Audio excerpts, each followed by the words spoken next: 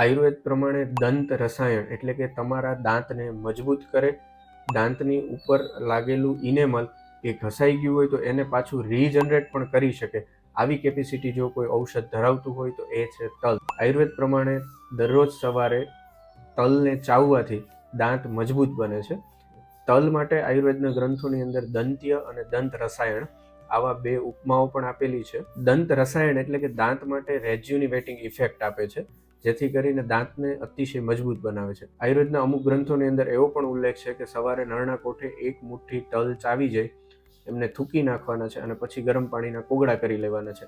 જો આવી રીતે દરરોજ કરવામાં આવે તો તમારા દાંત વજ્ર કરતાં પણ મજબૂત થઈ જાય છે. જેમને દાંતમાં સેન્સિટિવિટીઝ રહે છે, એટલે કે દાંતની અંદર ઠંડુ કે ગરમ ખાય તો ઝનઝનાટી મહેસૂસ થાય છે, આવા લોકોએ દરરોજ સવારે તલને ચાવી અને ગરમ પાણીથી કોગળા કરી નાખવા જોઈએ, જેથી એમને સેન્સિટિવિટીમાં પણ ખાસો એવો ફાયદો થાય છે. સ્વસ્થ રહો, આયુર્વેદમય રહો.